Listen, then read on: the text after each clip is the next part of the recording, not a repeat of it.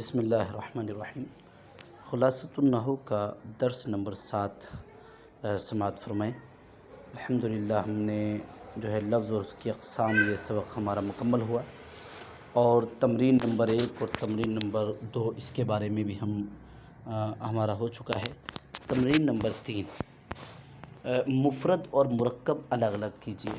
تو مفرد کی تعریف جو آپ نے پڑھی ہے، مرکب کی تعریف جو پڑھی ہے ڈیفینیشن، اس کو ہم نے اگر سمجھ لیا ہوگا تو انشاءاللہ یہاں پر ہمارا کرنا بہت آسان ہوگا۔ میں یہ تو نہیں بتاؤں گا کہ یہ مفرد ہے یہ مرکب ہے، یہ تو آپ کو فیصلہ کرنا ہے کہ یہ مفرد ہے یا مرکب ہے۔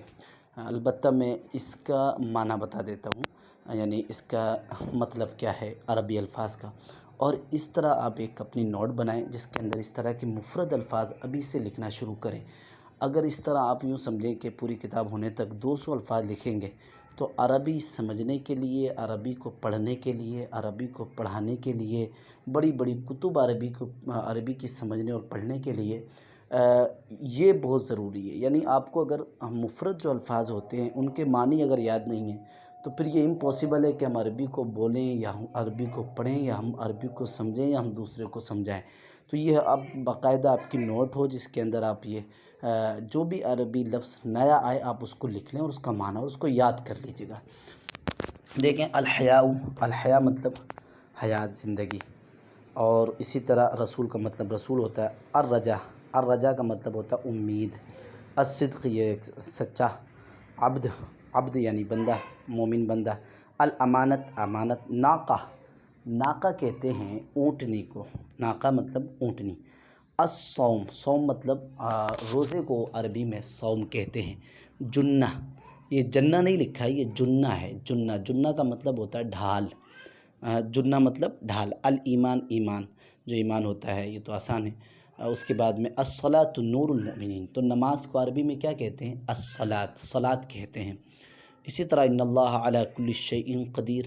علی مطلب پر، کل مطلب ہر، شے مطلب چیز، ہر شے پر، قدیر مطلب قادر۔ اب ٹھیک ہے، اب یہ تو میں نے اس کا جو مفرد الفاظ ہیں ان کا معنی بتا دیا۔ اب اس کے بعد دیکھیں مرکب ناقص اور مرکب تام، جو ہم نے ڈیفینیشن اوپر پڑھ چکے ہیں، اس کو آپ سمجھیں، اور اس کے بعد میں آپ کو اس میں الگ کرنا ہے، یہ بتانا ہے کہ کون سا مرکب ناقص ہے، کون سا مرکب تام ہے۔ مفرد الفاظ کے معنی جو ہیں وہ میں آپ کو بتا دیتا ہوں۔ الدعاء، دعا مطلب دعا۔ مخ کہتے ہیں مغز، جو اصل ہوتا ہے، ہڈی کے اندر جو چیز ہوتی ہے اس کو مخ کہتے ہیں۔ اسی طرح طہور مطلب طہارت، پاکیزگی۔ شطر کہتے ہیں حصے کو، حصہ۔ شطر مطلب حصہ۔ عقوق کہتے ہیں نافرمانی کو۔ عقوق مطلب والدین، ماں باپ کو والدین کہتے ہیں۔ کبیرہ یعنی بڑی چیز ہے۔ الیمین الغموس، یہ ایک قسم کی قسمیں ہیں نا، تو اس میں سے ایک قسم کا نام ہے یمین غموس۔ المؤمنون مرآہ کہتے ہیں آئینے کو، شیشے کو، مرآہ، ٹھیک ہے۔ اسی طرح سید کہتے ہیں سردار کو۔ خادم جو ہم بولتے ہیں وہی لفظ ہے یہ۔ اسی طرح طلب کا مطلب ہوتا ہے طلب کرنا، حاصل کرنا۔ البرکتو، برکت جو ہم بولتے ہیں الفاظ، وہ لفظ ہے یہ برکت۔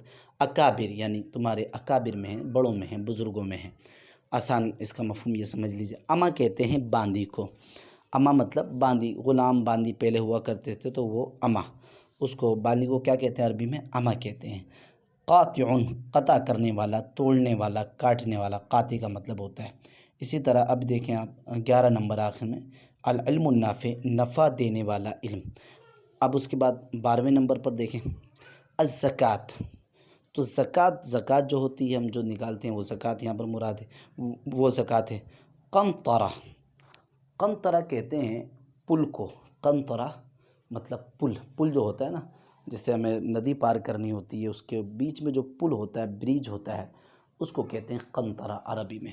تو بہرحال یہ میں نے ایک لفظ کا معنی بتا دیا ہے، اس کو آپ لکھیے گا، اور لکھنے تک ہی محدود نہیں رکھنا ہے کہ لکھ کر چھوڑ دیا، نہیں، بلکہ اس کو یاد کرنے کے ارادے سے ہمیں لکھنا ہے۔